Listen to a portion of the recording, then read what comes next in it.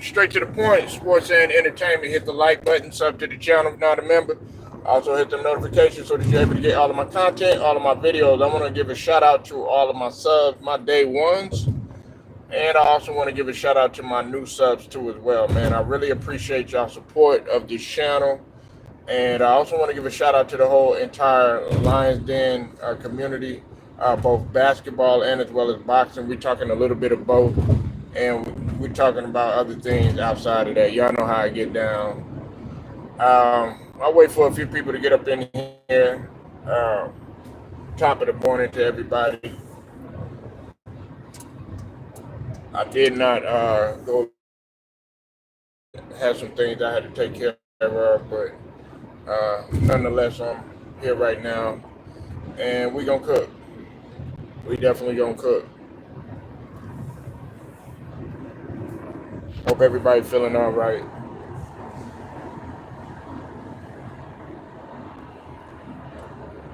I know the weather has been really scorching hot. Uh, Down here in Tejas, down here in Texas, and I think it's gonna be some record-setting numbers too as well. Um, okay, now let's talk about the game that happened last night, right? Now, Boston, I really don't need to even talk about that. Now, I will say this, like I've told people before, in terms of the blowout that happened with the Cleveland Cavaliers and Boston game. I told people that Jason Tatum is not the one that needs to be feared and revered in this situation. It's Jaylen Brown and it's Derek White. Okay?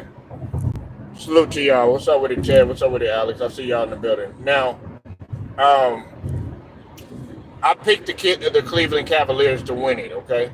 I did. But even with them not having KP, I truly don't know now, because I expected the Cleveland Cavaliers to put up somewhat of a fight. But the brother Kareem, the Kareem Report, shout out to him, he brought up a good point, though. He said that the turnaround time in terms of when Cleveland had to play, it probably was a little bit too much for them. And we also had to take into consideration that Boston did get rest. They were able to get rest and everything. So they were able to take advantage of the kind of lifeless and kind of rather fatigued Cleveland Cavaliers, because they had a hard-fought series with Orlando. It went down to the wire. I mean, they had a game 7. So, I mean, it wasn't like they just played a couple of games and the series was over or anything like that. No, they fought Orlando tooth and nail. And see, that's what I was kind of thinking about Denver too as well, because the turnaround time of them having to go through a tough, grueling series with the Lakers. And so sometimes you're going to have those teams that are kind of going to be fatigued, but then when they get their rest, then they'll come out differently. Now, I will say this, stepping aside from what I'm talking about right now, the Nuggets, if they respond and they actually come back, you know what I'm saying, and win a game, then they'll be in the series. But if Minnesota wins, it's over with. But SGA, man, let's talk about him, right? Now the Mavs, they ran into a young, more vibrant, more sophisticated on defense team, and on top of that, led by a guy who plays with a chip on his shoulder in SGA. He really plays with a chip on his shoulder, and I like SGA because you can actually interpret it in the life. You know, everybody's talking about Luka or talking about Jokic, you know, the popular ones and all this other stuff. Meanwhile, he the one getting the bucket. And that's what I like about him, because nobody nobody pays attention to him. They scoot him up under the rug. Ain't man, ain't nobody worried about it. Meanwhile, these young boys is in OKC. They number one. Oh, you thinking of OKC when they were struggling, not making the playoffs, and being at the bottom of the West. Anything? No, you can't look at them like that no more. Um, Nah, it's hard. I don't know about that. I can't really just pick the math right off the top of my head because, um, you know, SGA is clearly the better player than Luka is. I mean, I'm talking about this season. What shoot overall? If you really want to be honest with you, I think that SGA he's more efficient than what Luka is. Now maybe Luka might get more triple doubles and all that other stuff, but in terms of if people are always talking about a bag and all this other stuff, his quickness, his athleticism, things of that nature. I mean, SGA, he's got a lot of things working for him in comparison than Luka, and he's a better team player. Okay, what's up with it, Jelly Bean? I see you in here, man. You said talking about bag. Well, it's the truth. That's all. That's what y'all talk about. What's up with it, Seth? 34-99, but they lost. That doesn't mean anything. And then on top of that, who saved the series? Kyrie has actually been the better player. 34-99 doesn't mean anything if you're not efficient, and especially if your assist to turnover ratio is high. You could have 34-99 all day. That's great, but where's it gonna get you? And did they make the playoffs last year? No, they didn't. Okay, so that defeats that whole argument. And then on top of that, SGA is number one in the West. And he don't need to have no 34-99 and all that other stuff. No, he's a team player. He knows how to play within the system and still get his. That's why I have him behind Anthony Edwards, SGA, and Victor Wembanyama will soon come up on it. And I felt like Victor Wembanyama got robbed of that DPOY too.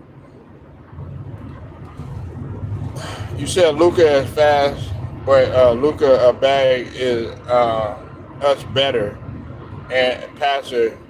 He will bounce back. Well, that's cap right there. What you just said. Luka is not as much of a team player as you think he is. You're misled by the assist. Now, let me give you an example. If me and Ted are playing, and let's say we're in the backcourt, okay, Kyrie is, what you have to understand is that Kyrie is a 50-40-90. Okay, what does Luka shoot at the line in comparison to Kyrie? He shoots 76%. Kyrie shooting 90%. So what does that tell me? Not only does that tell me that at the end of the game, if he gets fouled, we wouldn't have anything to worry about. That we could go ahead and draw that contact if it's going to be a possession game. But also looking at it from a team aspect too, he's more efficient with his shots, which means that he's not just gunning and not looking for his teammates and stuff like that. Yeah, he might have had 13 assists, but you have to pray and hope that his teammates are gonna knock that shot down, and then that counts as an assist. Whereas he can literally find you. Kyrie can find you if he wants to, and on top of that, he's a better finisher than Luka is. One could argue that if it wasn't for Kyrie, that last series, y'all wouldn't have, Dallas wouldn't have won.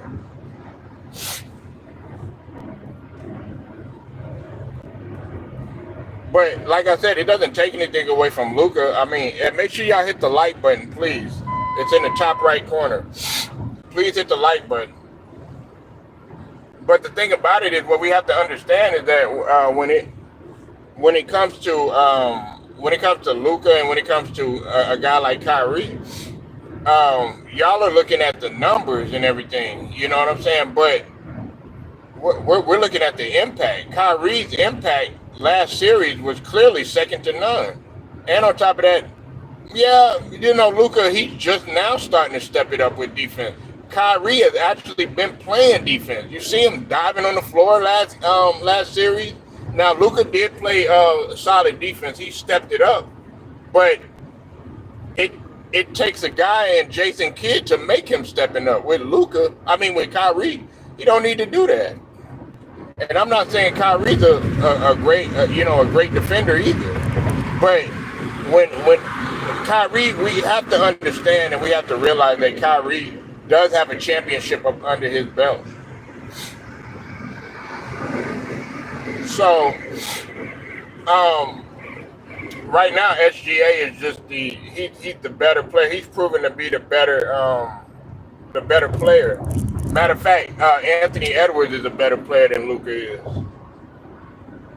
Anthony Edwards. The only thing that you could probably argue with me about in terms of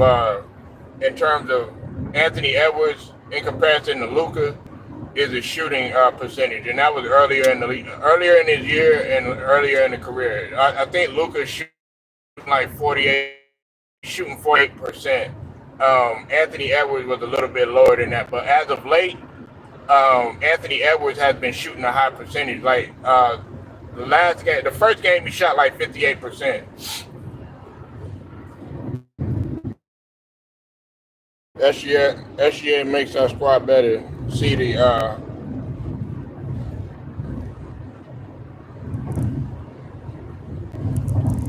yeah. Well, SGA has always been a great player. Listen, man, them guys. Some people just see SGA and that's all they see is just SGA. That's it, right? They just see SGA and that's it. But you didn't pay attention to him in college. Nobody paid attention to him in college. I mean, I did. I paid attention to him in college. You know. What's up with it, Brown Sugar? I see you in here, baby. Now, you said all the Mavs have to do is win one and go to Dallas. Well, it's not going to be that easy. Ted, it's not going to be that easy. OKC is playing with a chip on their shoulder. They are ready to get these. They're playing with something that they have to prove. And you know who I think is not getting enough credit either? I think the attitude of Chet Holmgren, even though he didn't win Rookie of the Year, Chet Holmgren, man, got a veteran. He has a veteran-like attitude. Like Chet Holmgren plays angry. He plays mean, and that's what I like about him. He doesn't want to be friends with Victor Wembanyama. Like these guys have a chip on their shoulder. Like SGA, he's not afraid to say, "Hey, look, I don't too much care for LeBron. I'm a Kobe guy." You know what I'm saying? He's like, nah, skip all that. If you're not gonna pay attention, I'm gonna make you pay attention to me. And Ted and Seth and everybody else, they want to hear y'all say stuff like that. Like, oh, Dallas is gonna beat them, all this other stuff. That's what they want you to hear. I mean, that's what they want you to say. That's what they want to hear.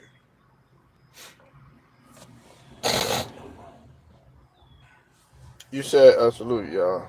I saw OKC. What's up with it, Stephen Green?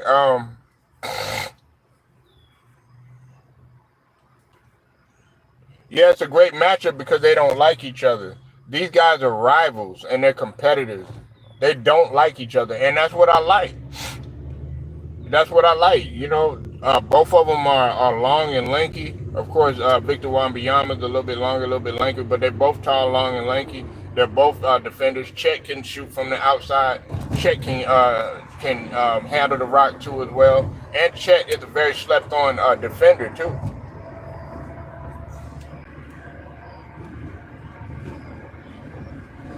He doesn't need the size. Victor Wembanyama don't got the size. I mean, if you're talking about his body, he's gonna work on that in the off season. And sometimes you don't need to put on that much weight. Like Kevin Durant, he never got all bulky and everything like that. But guess what? he's still able to get his bag and do all that other stuff. You know what I'm saying? I mean, that's just an example if we're talking about size.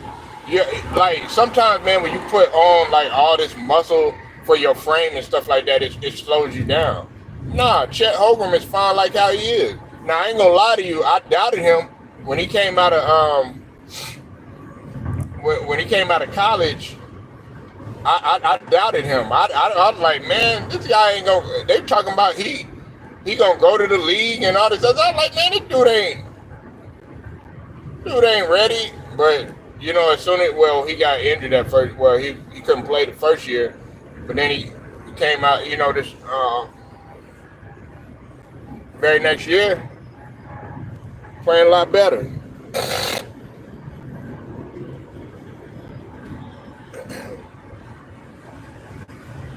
You like Chet over Bancheri? I like Tyler's game. Paleo, my bad. Paleo Banchero. He has a more appealing game to me. I'm talking about to me. But if we want to talk about like the mentality, Chet got that mentality. But who's more appealing to watch? Oh, Banchero. Banchero got, and I'm going back to the bag again. He got a lot of stuff in his arsenal. He reminds me, who Banchero reminds me of? He reminds me a lot of Carmelo when a young Carmelo. A young Carmelo. I'm not talking about New York Carmelo. I'm talking about Melo when he had the braids in Denver. I'm talking about that. I'm talking about Syracuse Melo. Before he met Lala Big Titty Ass. I'm talking about that Melo.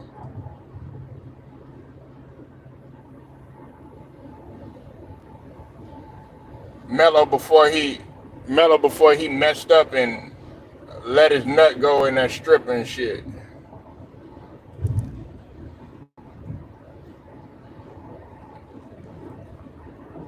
He's stupid now. Now that's why Lala, man, shit, you can't look. Lala, man, she in every goddamn sex scene now. Shit, man, she's like, man, she done got negative power. Like every damn, I like, damn, now she a goddamn sex in BMF. She like, damn, I gotta get my get back in Mellow. I don't know, Mellow, man, just up in there just punching the air.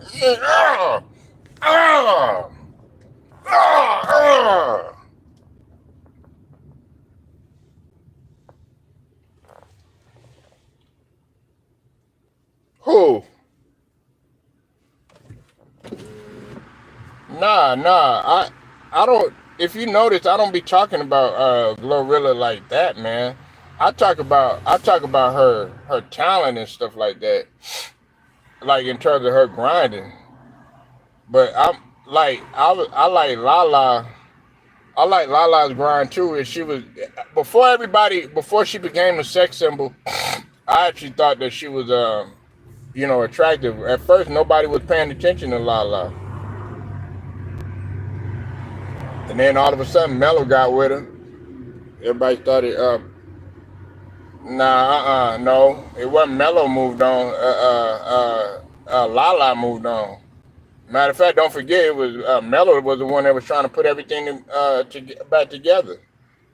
Go look it up. Well, I know you're gonna be like, oh, go do your research, but that's not what it happened, man. You know what I'm saying? What he did is he messed up. You know what I'm saying?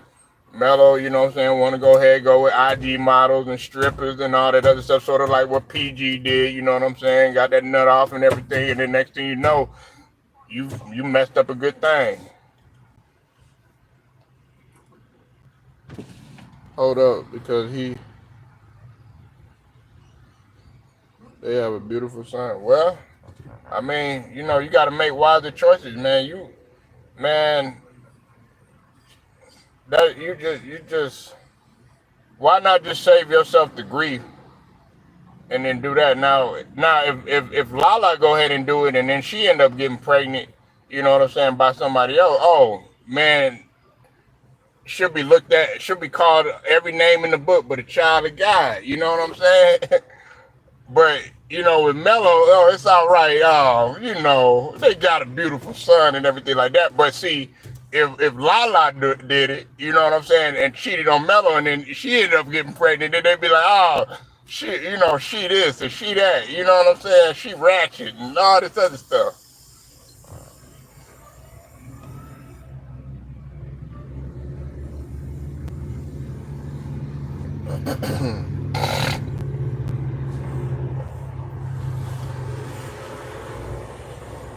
I mean, you could like a girl's talent. That don't mean you have to like her looks.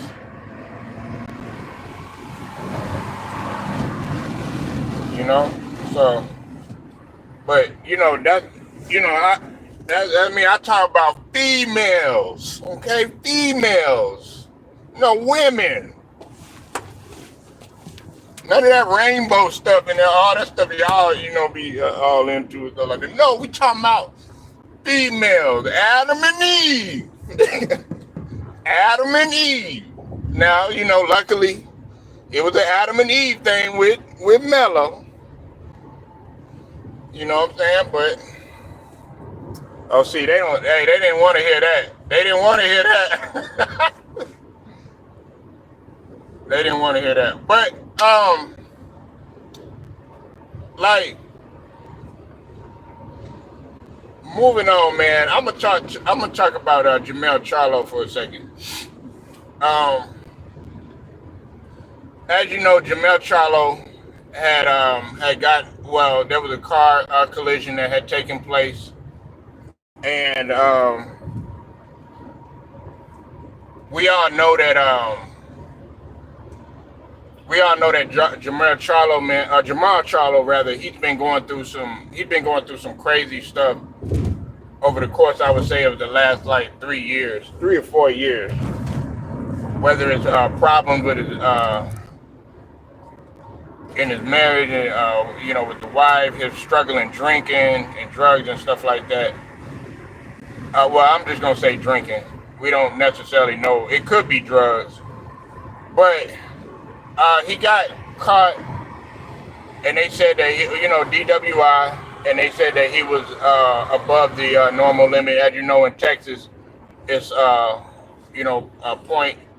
point oh eight is the limit. He was at .15, which is above the legal limit and everything. Um, and he was actually supposed to be working with Roy Jones Jr.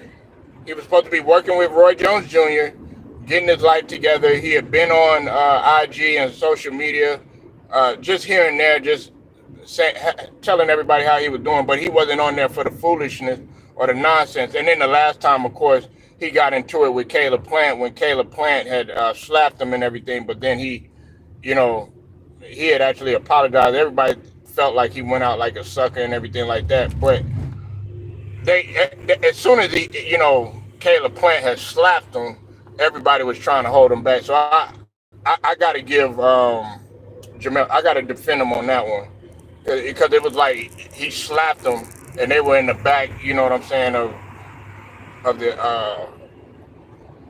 Coliseum, the back of the fight and everything, and then the women was getting into it and everything. But anyway, I think Jermall Charlo should stop boxing.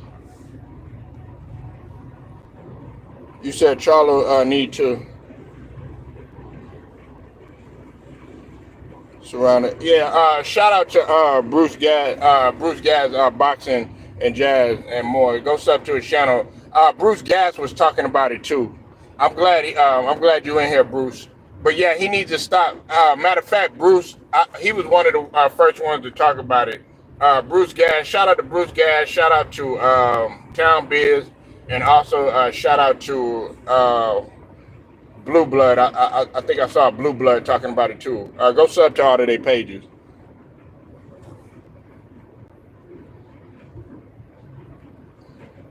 He needs to retire. Yeah, he definitely needs to retire.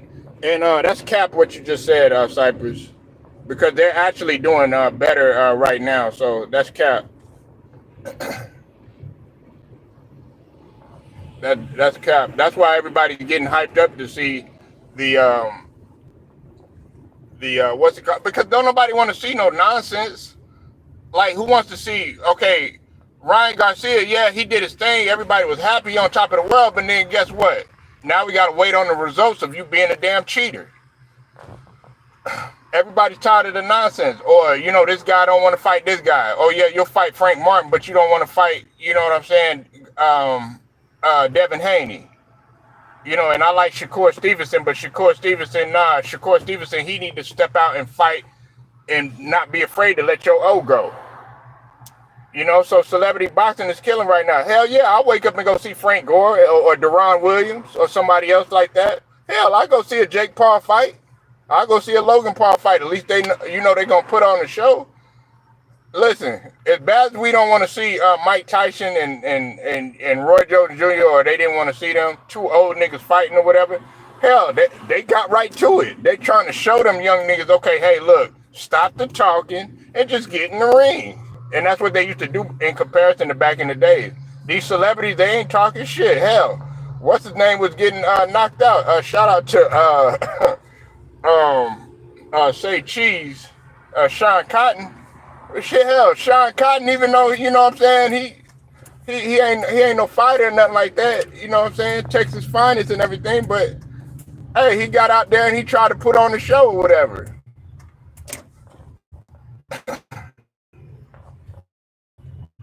Hell, who was it? It was the celebrity women. What's that girl name from Love and Hip Hop ATL? I think that girl, I don't forget. Natalie Nunn. Natalie Nunn was out there.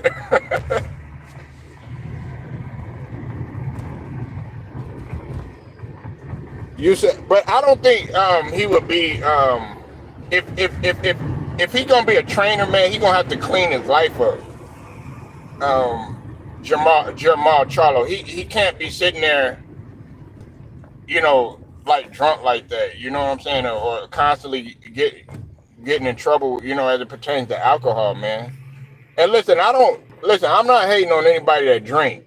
Okay, if you drink, hey, that's your choice and everything, of course.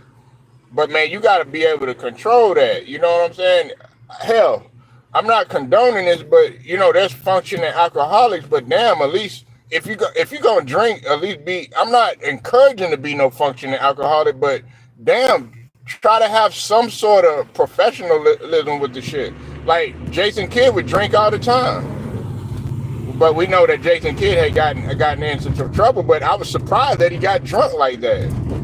Him and Jim Jackson and all that other stuff.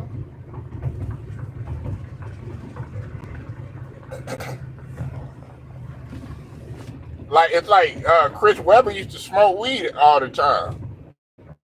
You know what I'm saying? But you didn't hear him getting in trouble all the time. You know what I'm saying? The only thing that you say is, man, that nigga probably high as hell. But he still, he still showed up and still took care of business.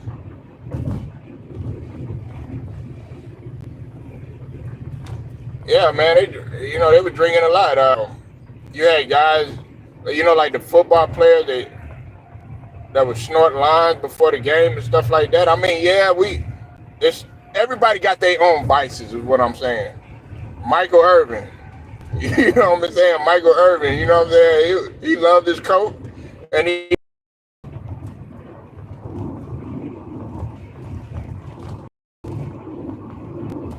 yeah, coaches get drunk and everything, but you gotta, don't come up in there, and you slurring your words and falling all over the place, or you getting DWIs and all that other stuff, man. Like, people ain't gonna take you seriously. They be like, man, I'm listening to this motherfucker. He can't even keep his life together. No, skip all that. Have some sort of like keep it under wraps about you. You know what I'm saying? Don't be all out with it. That's one of the problems that I had with Dennis Rodman, man. His drinking had got out of hand, man. But when he was playing, I mean, he kept it under wraps for a while, but then it started to get out of hand. But he would always show up. But see, the thing about it is one thing that they would never say is that, you know, when it came to D-Rod, like Phil Jackson said, he comes in, he goes to work, he comes to practice, doesn't say anything, he outworks everybody and everything like that. So it's like, well, damn, what could you say? But see, on the flip side, when you talk about somebody like, you know, like Charlo, for instance, you know, you're sitting there, you're missing workouts, and you're not committed. You know, you stopped working with Roy Jones. You said that you were gonna get in the ring and you're gonna fight this person, but then again, you turn right back around. You get a DWI. Don't make no sense.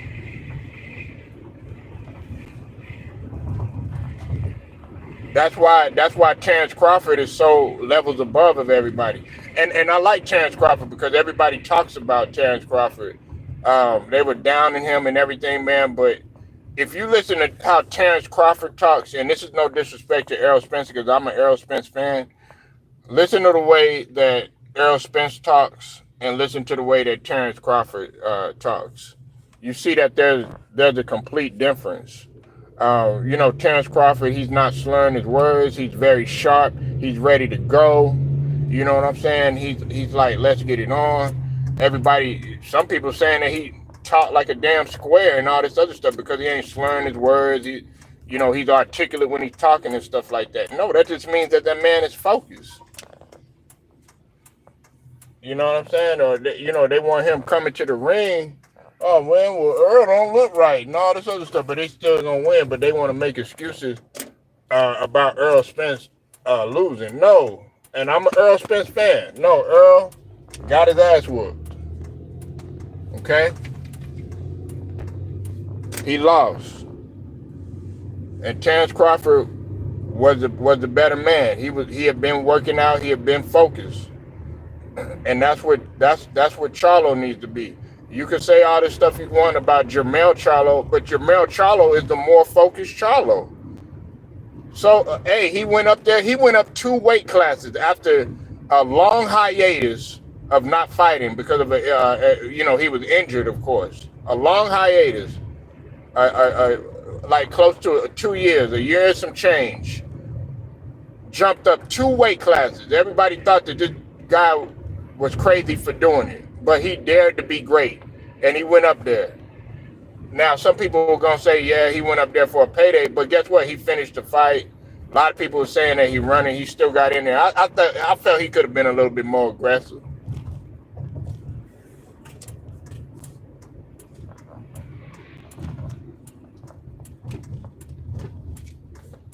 But everybody was talking about him. But meanwhile, nobody daring to be great. See, when a guy dares to be great, and when he tries to take risks and stuff like that, everybody talks about him, especially his own people. Oh, what is this guy doing? Man, he's crazy. Why is he doing that and all this other stuff? But then when he don't do it, then you still talk about him.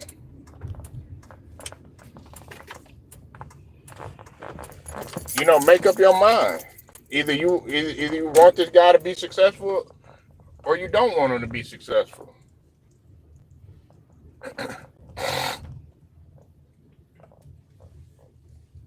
And I pick, you know, everybody was picking Charlo to win. But I told people that wasn't going to happen. Now, he wasn't going to beat Canelo as much as, and I like Charlo too. I like Jermall Charlo.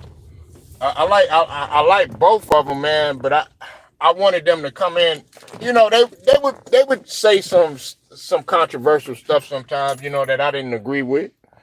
You know what I'm saying? But at the same time, I like the fact that they really didn't care. Now, I didn't like all that stuff about them talking about, oh yeah, I got hitters and all this other stuff. You know what I'm saying? Causing commotions and stuff like that. I didn't get with none of that. You know, they were doing some foolishness outside of the ring sometimes. But the fact that they really didn't care and their mentality, that's what I liked about them. But then somehow, some way, now Jermall Charlo, he had his issues or whatever, but he jumped right back on it and was able to remain focused.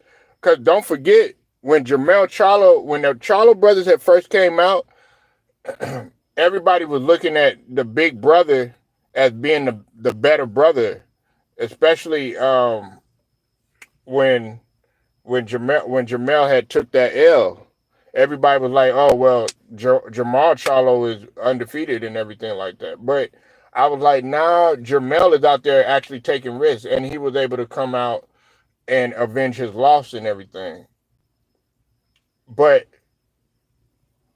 along the way, you ended up seeing just a clear difference between the two because it was Jermall Charlo, the one that was getting in there, establishing the fights, fighting against I forgot that dude's name. The one dude he fought, and they said that he had lost and it was a draw. He came back, he avenged that draw. You know what I'm saying? Then next thing you know, he dared to be great. Went up and challenged Canelo. So what? He lost, but a lot of people respected him for doing that. But then again, you got the Jermall Charlo, who's unfocused, worried about drinking, getting in trouble. You know what I'm saying? Doing silly stuff at the restaurant and all this other stuff, causing a scene and stuff.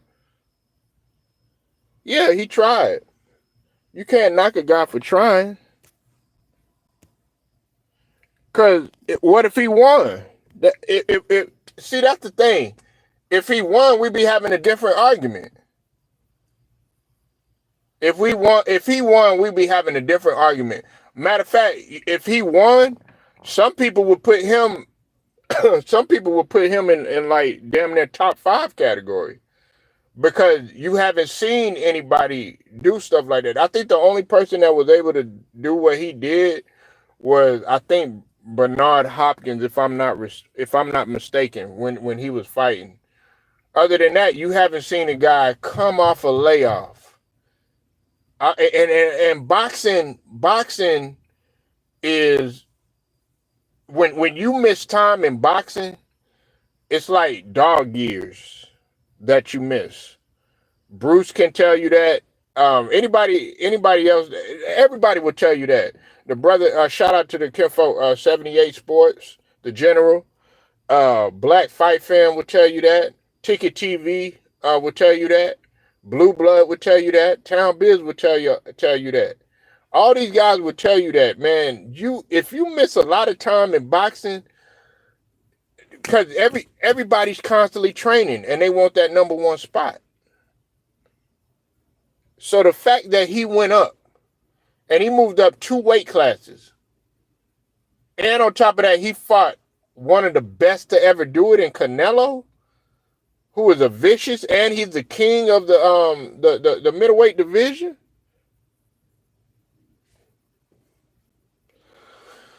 Yeah, and you know what? I get into arguments all the time about Tyson.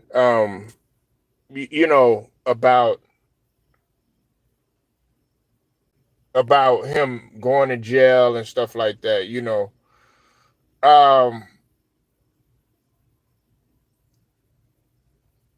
Mike Tyson, man, a lot of people felt like if he wouldn't have went to jail, he probably would have beat Evander Holyfield, or he probably would have beat Lennox Lewis and everything. I'm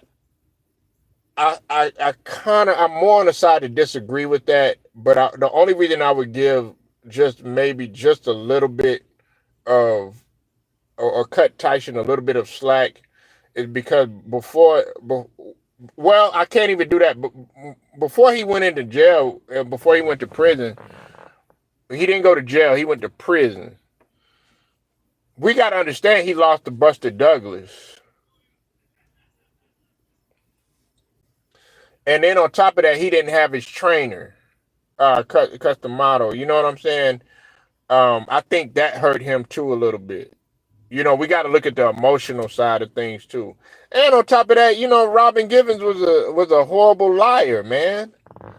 Man, that man ain't do that to her. That's why I never looked at Robin Givens the same, man. I used to be a Robin Givens fan, man. You know what I'm saying? Ever since taking it back to head of the class. You know what I'm saying? Before the boomerang days and all that stuff. But then, like when she did that, man, when she did that to Mike Tyson, bro, I was like, now when I was young, I didn't see it that way. You know what I'm saying? I was like, oh damn, Mike Tyson, man, he got Robin Gibbons stuff like that. You know what I'm saying? I'm young, so I don't really understand. All I saw is like, damn, Robin Gibbons. Yeah, she was evil, and it'd be the best looking ones to be evil, man.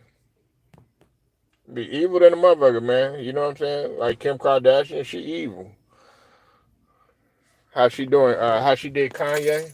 Everybody want to look at Kanye. Oh man, well Kanye got a lot of women and all that other stuff, man. That's because all of them evil that he get with. But especially Kim Kardashian. Shit, now look at her. She got a big percentage of man. Dr. Dre wife. You know what I'm saying? Now Dr. Dre, he hadn't had no perfect past and none of that. You know what I'm saying? But his wife did him wrong after he went into the hospital and all that.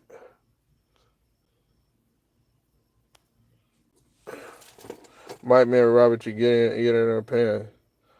That's the power of the pussy. Um, well, also, but we gotta look at it like this too, Bruce. No, Robin wanted Mike Tyson's money.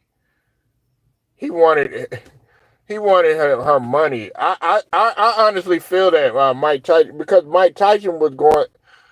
He was going. A lot of people don't know this, but and he admitted it. He was having a drug problem. He was having a drug and drinking problem. Now you wouldn't be able to tell it because when he went to the ring and stuff like that, he was able to do his thing or whatever up until he ran it up against Buster Douglas. But nah, we got to look at it on the flip side too. Robin Givens just wanted his money at that time, and everybody, all my people that lived during that time, Ted sort of that time or whatever. Or you're a little bit younger, but like Brown Sugar noticed, Bruce, you noticed, and I noticed there were three Michaels in this game that at that time were running the world. And it's my last point before I go ahead and get up off of here. It was Michael Jordan, Mike Tyson, and Michael Jackson. Am I lying?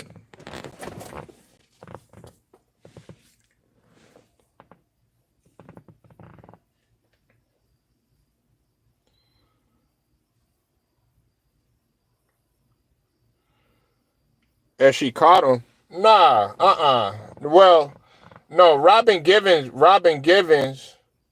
Nah, listen. Mike Tyson was doing everything that he could for Robin Givens, though. Robin Givens was a snake, though, man.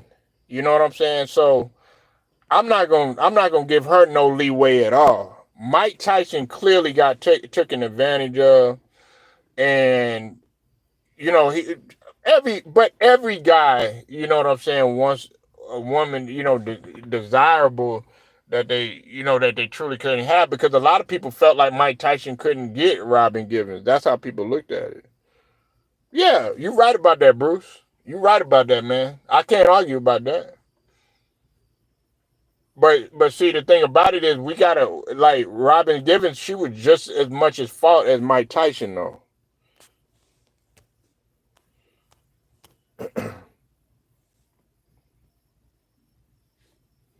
Yeah, so she was evil, man. She wanted that dude's money. Um, all that, man. Like, you know what I'm saying? And he wasted the time. I felt like she was she was the Mike. One could argue that she was the reason, a big part of the reason as why Mike Tyson kind of fell off a little bit. But that's neither here nor there, man. I appreciate y'all pulling up, man. Make sure you go sub to uh the boxing historian himself, Bruce Gas. Appreciate everybody pulling up. Make sure y'all like the videos at the top right of the corner. Share this video too. Until then, I'm out.